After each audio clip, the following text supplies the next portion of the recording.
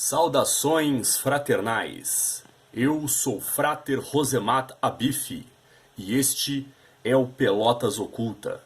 O vídeo de hoje é a parte 2 da introdução do Anatomia Occulti, o Zodíaco. Eu peço que já deixe seu like e se inscreva em nosso canal, é muito importante para nós. Bom, eu tomei a liberdade de discriminar no pôster os signos zodiacais no corpo do Adam Kadmon, para que ficasse mais didática a explicação. Aqui temos Áries, Touro, Câncer, Gêmeos, Leão, Virgem, Libra, Escorpião, Sagitário, Capricórnio, Aquário e, por último, Peixes.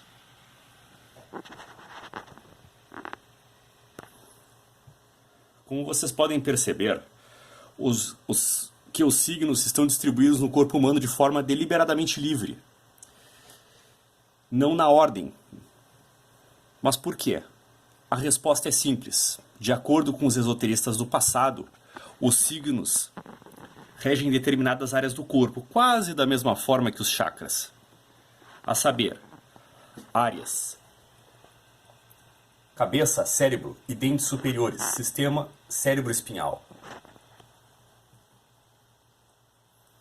Touro. Touro rege garganta, pescoço, orelhas, dentes inferiores, cordas vocais, tireoide e amígdalas. Gêmeos. Nervos, pulmões, mãos, braços, clavículas e ombros. Câncer. Cavidade torácica. Ali o câncer, ó. Cavidade torácica, glândulas mamárias, peitos, estômago e sistema reprodutor. Leão, coração e partes superiores das costas. Virgem, intestino delgado, baço e metabolismo. Libra, rins, apêndice, glândulas suprarrenais e parte inferior das costas. Escorpião, rege os órgãos sexuais. A bexiga, o ânus e o intestino grosso. Sagitário.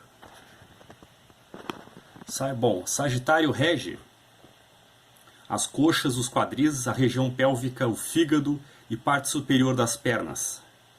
Capricórnio rege ossos e articulações. Aquário rege tornozelos. Ali está Aquário. Rege tornozelos, circulação e o equilíbrio. E o Peixe, por último, rege pés, unhas, parte inferior das pernas e sistema linfático. Além disso, os signos do zodíaco também são regidos por planetas ou deuses helenísticos, ou deuses da antiga cultura greco-romana. Áries é regido por Marte. Touro é regido por Vênus ou Afrodite. Gêmeos é regido por Mercúrio ou Hermes. Câncer é regido por Diana ou Ártemis, ou pela Lua. Leão é regido pelo Sol ou por Apolo. Virgem é regido por Mercúrio ou Hermes. Vênus é regido por Afrodite. Escorpião é regido por Plutão ou Hades. Sagitário é regido por Júpiter ou Zeus. Capricórnio é regido por Cronos ou Saturno. Aquário é regido por Urano ou Céu. Peixes é regido por Netuno ou Poseidon. Ainda o zodíaco tem uma regência mágica e alquímica dos seguintes metais.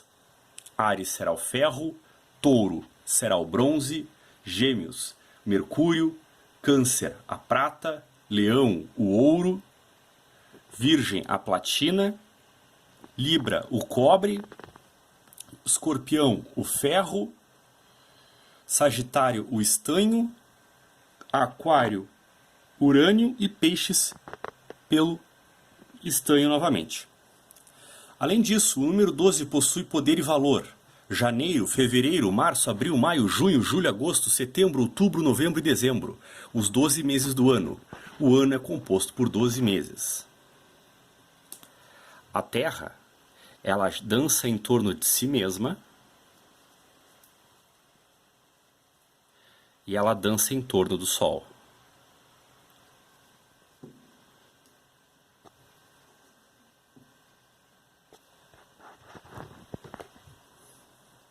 são as 4 estações do ano, com 2 solstícios, uma grande entrada mágica no inverno e uma grande entrada mágica no verão. As 4 estações são os 4 elementos. Se dividirmos os signos do zodíaco por 4, teríamos 3 signos para cada elemento, de forma a ficarem dispostos na roda do ano. Neste canal, no canal do Frater Rosemat Abif, eu possuo um vídeo chamado Zodíaco. Peço que assista esse vídeo e medite sobre as imagens do zodíaco, do rito escocês antigo e aceito da maçonaria, e sobre as 12 pinturas zodiacais do grande pintor Jofra. Mas voltando aos assuntos dos signos, de acordo com seus elementos. E aí nós teremos também, interessantemente, 4 anjos, 4 arcanjos na magia, que cada um será regido também por um elemento, de acordo com os rituais e doutrinas da Golden Dawn, a hermética ordem da aurora dourada. Né? Mas voltando aos elementos dos signos, signos de fogo, Áries, Leão e Sagitário, cujo temperamento principal é o senso de identidade própria, bem definido, canalizado. A ação é a iniciativa. Triplicidade da água, Câncer, Escorpião e Peixes, tendem a ser os mais sensíveis e receptivos às vibrações energéticas e sutis do universo. Os 3 signos da Terra, Touro, Virgem e Capricórnio, aqueles com maior foco no senso prático da justiça, metas e materialização. E os do ar, Gêmeos, Libra e Aquário, os seres conectados às correntes mentais e movidos pelos relacionamentos interpessoais. Número 12 é presente em diversas mitologias. Hércules teve 12 trabalhos, que foram matar o leão de Nemeia, matar a hidra de Lerna, capturar o javali de Erimanto, capturar a corça de Serineia, expulsar as aves do lago Estínfale, limpar os estábulos do rei Álgias, capturar o touro de Creta, capturar os cavalos de Diomedes, obter o cinto de Hipólita, capturar os bois de Egerião, obter as maçãs de ouro do jardim das Hespérides, capturar o Cérbero, o cão do inferno, por último. Na tradição cristã, Yeshua, ou Jesus, teve 12 apóstolos, Pedro, Tiago, João, André, Filipe, Bartolomeu, Mateus, Tomé, um segundo Tiago, Tadeu, Simão, o Zelote e finalmente Judas Iscariotes. Dizem que a representação da Santa Ceia é na verdade uma disposição do zodíaco de forma velada.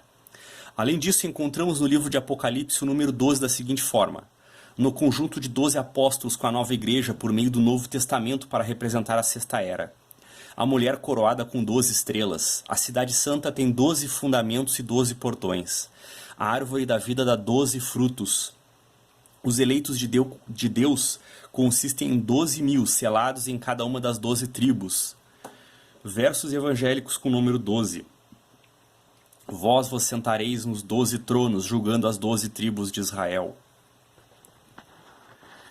Pegue os 12 homens, pegue você 12 pedras, e Josué montou 12 pedras. Não há 12 horas no dia, se alguém andar de dia não tropeça porque vê a luz deste mundo. Pensa que agora não posso orar a meu Pai, e ele presentemente me dará mais 12 legiões de anjos? E Jesus disse-lhes: em verdade vos digo, que vós, que me haveis seguido da regeneração, quando o Filho do Homem se sentar do trono de sua glória, também vos sentareis sobre 12 tronos, julgando 12 tribos de Israel. E em Lucas: vós sois que continuaram comigo nas minhas tentações, e eu designo para vocês um reino como meu Pai designou para mim, para que comais e bebeis à minha mesa, no meu reino, e vos senteis em tronos, julgando os 12 tribos de Israel. Em várias passagens, um período de 12 anos é referido. A mulher corada tocando a franja da veste de Jesus estava doente há 12 anos. A filha de Jairo tinha 12 anos. Jesus tinha 12 anos quando foi encontrado no templo. Em todos esses o número deve ser entendido literalmente, mas o segundo e o terceiro admitem ilustrações da vida oriental. Aos 12 anos a infância cessou para o menino judeu. No adendo ao 5º capítulo, duas regras são: aos 10 da Mishnah e os 13 mandamentos. O menino de 12 anos, portanto, estava no limiar da idade adulta. Uma tradição registrada por Joséfo afirma que Samuel tinha 12 anos quando recebeu o chamado divino. Outra tradição encontrada em um escrito cristão, mas provavelmente de origem judaica, representava Salomão com 12 anos de idade, quando ele deu o seu famoso julgamento sobre a criança. Aos 12 anos, uma menina estava pronta para casar, segundo o livro de Jubileus. Diná tinha 12 anos, época referida nos livros. Resta mais uma passagem. Não há 12 horas no dia. Aqui, sem dúvida, a influência da Babilônia pode ser rastreada. Embora na época de Cristo, a maioria dos judeus que viviam na Palestina estivessem totalmente conscientes do fato. O dia inteiro foi dividido pelos babilônios, que nesse assunto, como em tantos outros pontos, estabelecem a regra para todos os seus vizinhos, e através dos gregos para todo o mundo ocidental, em 12 partes. Como este dia consistia em 2 metades, a parte de uma e a parte noturna, a divisão em 12 foi aplicada em cada uma, independente da estação do ano. 1 hora era 1/12 do dia ou da noite. A velha maneira de falar ainda sobrevive na Síria, o dia considerado como no tempo de Cristo, como consistindo de 12 horas. A tábua redonda do mito do rei Arthur tinha 12 cavaleiros, que são eles: o primeiro, Arthur Pendragon, o rei Arthur, o principal cavaleiro da mesa redonda, o pacificador da Grã-Bretanha e possuidor da espada mágica, e a idealização do monarca tanto em guerra como em paz. Sir Lancelot de Lago, o mais fiel dos cavaleiros do Arthur, a fiel entre aspas, né, porque ele traiu, ele tinha um caso com a rainha, estava envolvido na busca do Santo Graal e teve uma história de amor com a rainha Guinevere, como eu falei. Sua origem certa, embora as lendas digam que foi um bebê roubado por uma fada aquática. Enganada por Elaine, filha do rei Pélix, teve um filho com ela. Sir Galahad. Ele é o bastardo filho de Lancelot e Elaine. Sua virtude é a pureza, alcançada por uma vida sem pecados.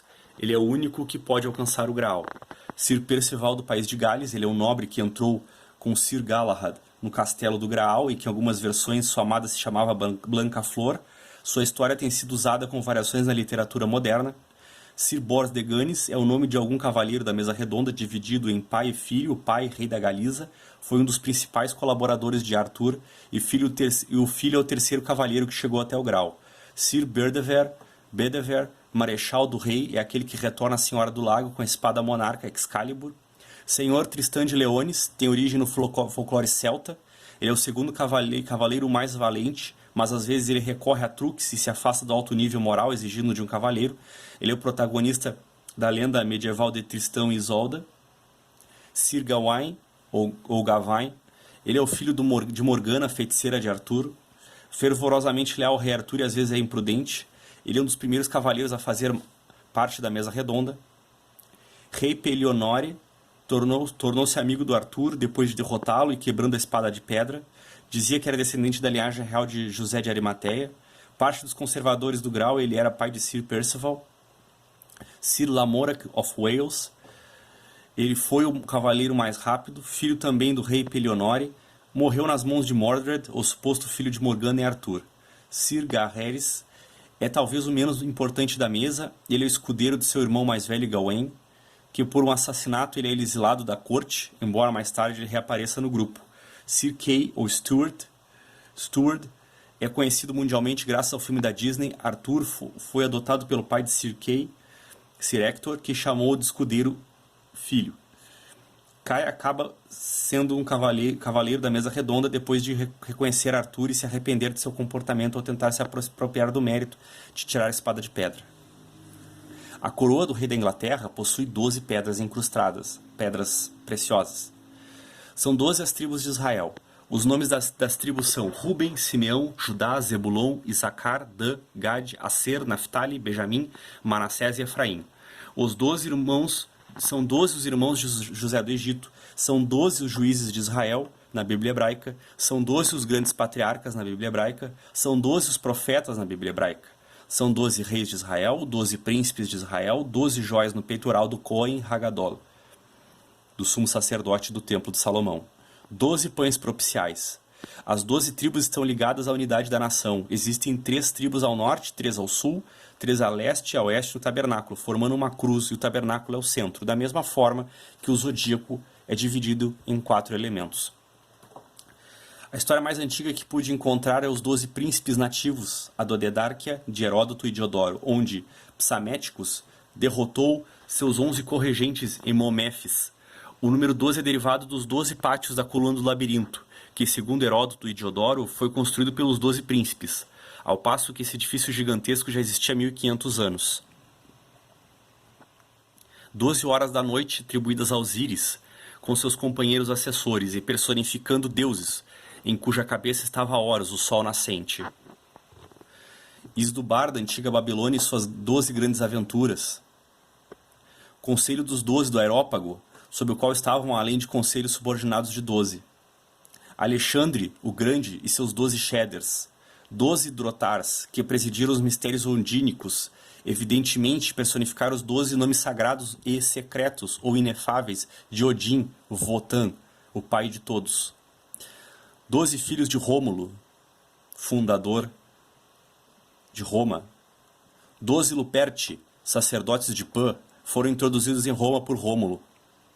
12 deuses do Olimpo, 12 Bedesmen, 12 cavaleiros da Távola Redonda do rei Arthur, 12 sátiros ou homens selvagens, nomeados pela bruxa Calibe para acompanhar São Jorge. 12 são seguidores de Buda, 12 são seguidores de Quetzalcoatl, 12 são os cavaleiros de ouro que protegem Atena nas 12 casas do santuário. A Ordem Rosa Cruz Amor possui um sistema de aprendizado e iniciações que consiste em 12 graus. Estudiosos, teóricos, práticos, filósofos, adeptos minor, adeptos major, adeptos exemptos, magistéricos, magos, illuminatis minor, illuminatis major, illuminatus exemptos. O fato que o número 12 possui fortes significados simbólicos na história, religião, astrologia e magia. Para os templários, a mesa redonda dos 12 cavaleiros era um símbolo dos 12 templários sêniores, que presidiu o Santo Grau. Em 1166, Amalric, o rei latino de Jerusalém, enforcou 12 templários sob a acusação de trair uma fortaleza, além do Jordão, a um emir de Nur al-Din, de Damasco. O número 12 ocorre frequentemente entre os povos antigos. Em quase todos os casos, tinha um panteão consistindo de 12 semideuses e deusas, presidido pelo invencível, que era ele mesmo sujeito ao incompreensível pai de tudo. Esse uso do número 12 é especialmente notado nos escritos judaicos e cristãos.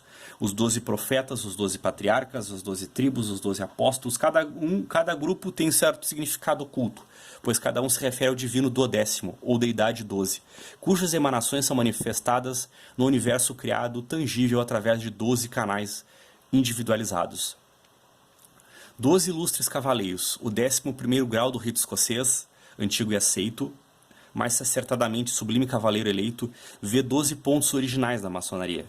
As antigas conferências inglesas, que foram revogadas pela Grande Loja Unida da Inglaterra, em 1813, quando ela adotou o sistema de Hemming, continha a seguinte passagem: existe na maçonaria 12 pontos originais, que formam a base do sistema e abrangem toda a cerimônia de iniciação. Sem a existência desses pontos, nenhum homem jamais foi ou pode ser legal e essencialmente recebido na ordem. Cada pessoa é feita um maçom e deve passar por essas 12 formas e cerimônias, não apenas no primeiro grau, mas em todas as subsequentes. Portanto, será visto que nossos antigos irmãos consideraram esses 12 pontos originais da maçonaria, como eram chamados, na maior importância para a cerimônia de iniciação, e, consequentemente, eles se esforçaram muito e exerceram muita engenhosidade, dando-lhes uma explicação simbólica. O número 12 era celebrado como número místico nos antigos sistemas de adoração ao Sol, dos quais já foi dito que a maçonaria é um desenvolvimento filosófico. O número ali se referia aos 12 signos do zodíaco, e naqueles ritos maçônicos em que o construtor é feito o símbolo do Sol, os 12 companheiros de artes se referem aos 12 signos, que somente o Sol deve ser procurado. O estudo do número 12 fecha as instruções contidas nos rituais dos 3 graus da maçonaria simbólica.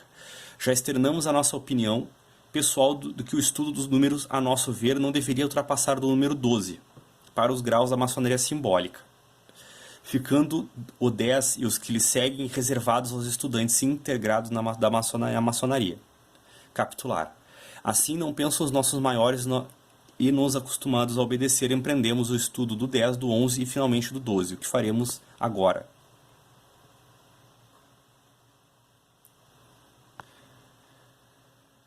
O número 11, que havia uma certa preparação para o aparecimento da glória do número 12, na necessidade que se verifica no número 11 ter sobre ele um controlador num superior, um chefe. O estudante de numerologia deve ser atilado e perspicaz para sentir nos menores detalhes o simbolismo oculto, que às vezes, quando não alcançado, reduzem compreensão total. Temos aqui uma dessas sutilezas que a interpretação que a muitos passa despercebida. É a afirmação que vimos fazendo de que o número 11 é desarmônico e contraditório, necessitando de um outro elemento que seja moderador de seu instinto de oposição. A explicação está no fato de que o número 11 é formado de dois números 1, e a soma de 1 mais 1 é igual a 2, o número dos contrários, o número terrível e fatídico. Como classifica o ritual de aprendiz, a moderação destes contrários advém com a adição de mais uma unidade, perfazendo o 12, quando então o equilíbrio se restabelece. Esta unidade que se adiciona é um símbolo de poder, advindo da unidade, absoluto. Completando o número 12, a harmonia se instala sobre os elementos. É o segredo do poder deste comando do número 12, de que estamos falando. Dentre os vários aspectos do número 12 oferece para o estudo, ressalta um que a própria maçonaria dá muita importância, mas que, como todos os outros relativos ao número em geral, aborda superficialmente, sem dar qualquer destaque necessário à sua compreensão, é o zodíaco. Cientificamente, o zodíaco é a zona de esfera celeste cortada ao meio pela eclíptica, em que estão contidas as 12 constelações que o Sol parece percorrer durante o ano. A eclíptica é a órbita descrita pela Terra em seu movimento de translação ao redor do Sol. O zodíaco se estende 8 graus e 5 minutos de ambos os lados da eclíptica. Foi imaginado com esta amplitude, para que nele ficassem contidas além do Sol as trajetórias da Lua e de todos os planetas. Trajetória de Plutão, que foi descoberto em 1930. Faz exceção a esta regra. As constelações localizadas ao longo da eclíptica e denominadas zodiacais são 12, como nós já vimos antes. E tem grande valor para os 365 dias do ano e para os rituais maçônicos. Bom, vamos então ao significado do zodíaco para a maçonaria.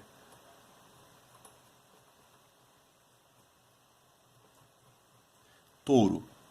Constelação zodiacal que é situada entre os do Carneiro e de Gêmeos, ao sul do Perseu e do Cocheiro. Nela se localizam os dois cúmulos estelares abertos, conhecidos desde a antiguidade remota. Touro é considerado desde épocas bem remotas símbolo de força, de bravura e de presteza. Para os gregos era a encarnação da divindade chamada Minervis, e aparecia em vários outros ritos. No Egito constituiu o touro ou boi Apis, venerado em Mênfis, como imagem de energia reprodutora. O touro de Hormuz, também chamado touro simbólico, era considerado pelos antigos persas como centralizado o princípio da vida dos homens, dos animais e das plantas. Para os hindus, o touro era animal próprio para os sacrifícios, o símbolo da procriação, bem como da imortalidade. Os hebreus e os helenos vertiam de preferência o sangue deste animal para aplacar a ira da divindade. Mais modernamente, o cortejo de boi fugaz na França constitui reminiscência dos tempos do paganismo. Era celebrado no equinócio da primavera, quando o sol entra no signo de Touro. Após o desfile com o boi gordo à frente, o jovem que simbolizava a força do sol enterrava uma espada no pescoço do animal. Certas tribos primitivas da Ásia, da América e da África ainda sacrificam anualmente um touro à divindade. Na iniciação maçônica, o touro corresponde ao planeta Vênus. São vistos na mitologia e na cosmogonia como símbolo do sexo feminino, na passividade do amor, onde há receptividade e ambiente propício para a fecundação e elaboração interior de um novo ser. Seu papel é inteiramente feminino. Seu simbolismo é na iniciação o recipiendário, que depois de judiciosamente preparado, é admitido às provas de iniciação. Gêmeos. Constelação zodiacal. Preside os pequenos deslocamentos e a família fora dos parentes imediatos. É o signo ativo de Mercúrio, o primeiro signo mutável, o primeiro do ar. É um signo de mutação, de inconstância e de poderosa atividade mental. Toma douto, engenhoso, eloquente e sutil o seu protegido. Proporciona excessiva mobilidade para todas as coisas com relação à situação e à fortuna, com alternativas de elevação e queda. Gêmeos corresponde na iniciação maçônica ao elemento ar e ao planeta Mercúrio. Os filhos da terra fecundada pelo fogo. O duplo Mercúrio dos alquimistas é simbolizado por duas serpentes, uma serpente de duas cabeças, ou por uma serpente de duas cabeças. Vitalidade construtiva e organizadora. Sublimação da matéria na flor que desabrocha. Simboliza o neófito que recebe a luz. Câncer. Constelação representada por um caranguejo. Símbolo da vida multiforme, indicando o recuo e a marcha do tempo. Esta constelação já era conhecida no século III, e Reis contou nela 99 estrelas, que observadas a olho nu formam uma nebulosa conhecida como presépio. É uma constelação de pouca importância, pois sua estrela maior é de quarta grandeza. Na astrologia, preside os parentes dos bens imóveis. É o signo ativo da lua, segundo signo móvel e o primeiro da água. Preside a mobilidade e a atividade do ponto de vista dos sentimentos, que toma seu protegido extremamente sensitivo, impressionável, sonhador e lunático. Portador de vivíssima imaginação, indica excelentes oportunidades de fortuna na segunda metade da vida, havendo probabilidade de certa celebridade. Na iniciação, ele se relaciona com o elemento água e com o satélite lua. Lembra a organização da forma conseguida com o estremecimento da seiva, produzindo uma esplêndida vegetação em que predominam as folhas, as ervas e os legumes. Apresenta dias longos e cheios de luz. Seu simbolismo indica que o iniciado está instruído com os ensinamentos que lhe foram ministrados na iniciação. Leão. Constelação austral. Signo do zodíaco ligado aos amores, aos prazeres e às crianças. É o signo ativo do Sol. Segundo o signo fixo do fogo. Preside a ambição, a nobreza, a magnanimidade. Toma seu protegido empreendedor nobre, constante e artista, que não se deixa intimidar por ameaças e torna-se às vezes violento. Favorece com a fama e fortuna, obtendo sempre êxito depois de algumas lutas. Na iniciação relaciona-se com o elemento fogo e o astro. Sol simboliza o iniciado, quando verifica por si mesmo com serenidade as ideias que puderam seduzi-lo a entrar na ordem. Virgem. Constelação austral que inclui uma estrela de primeira grandeza. É simbolizada por uma donzela, como mostra aqui, denotando a esterilidade, visto que a Terra pouco produz quando o Sol entra neste signo. É apresentada como sendo de natureza fria e seca. A este signo, tanto a astrologia quanto a crendice popular associam uma série de presságios. Na iniciação é associada ao elemento terra e ao plano Mercúrio. Representa aqui, ao contrário da astrologia, a esposa virginal do fogo, que dá à luz e recupera sua virgindade. É a terra que oferece a colheita madura para, mais tarde, receber nova semente, mostrando-se como antes pura e pronta para a nova fecundação. Simboliza que o iniciado, depois de fazer sua escolha, reúne os materiais de construção para desbastá-lo e talhá-lo segundo a destinação que lhes for dada. Libra, ou balança, constelação zodiacal entre a de Virgem e a de Escorpião. Preside o matrimônio e as associações aos processos e às guerras. É o signo ativo da intelectualidade, da dedicação e da arte.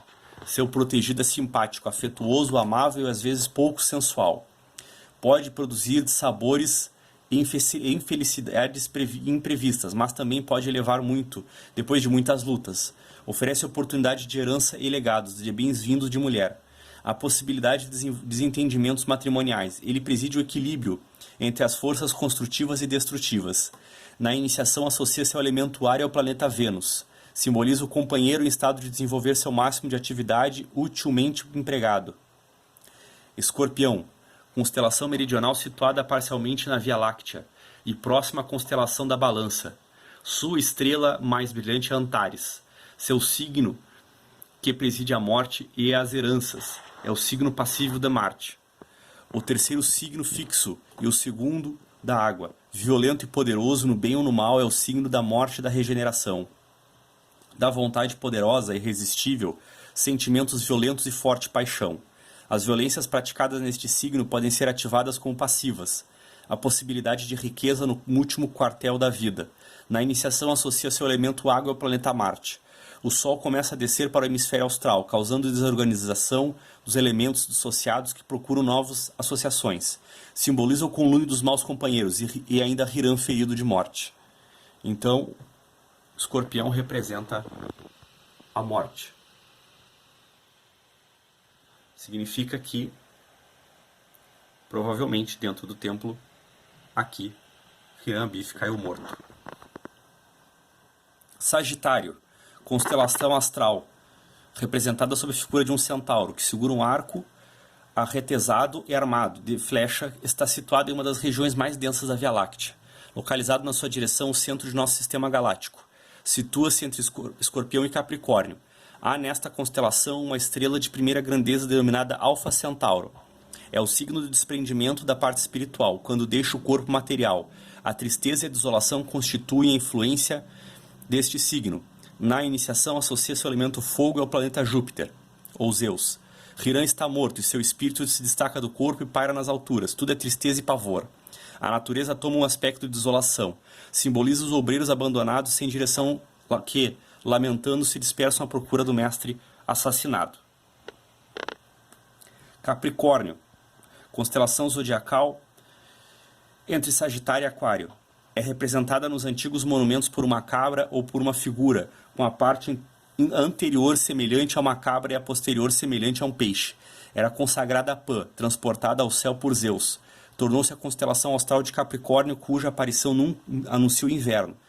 Segundo a tradição mais corrente, os deuses celebravam um banquete às margens do Nilo, quando subitamente apareceu Tifão. Todos os convivas fugiram espavoridos e procuraram se ocultar sob diversas formas. Pan penetrou no rio até a cintura, transformando-se em peixe no nível da água para baixo e a cabra da cintura para cima. Para observar esta memória, Zeus colocou este monstro entre as estrelas. Segundo outras tradições, Capricórnio era a cabra de Amalteia, ama de Zeus, que por sua vez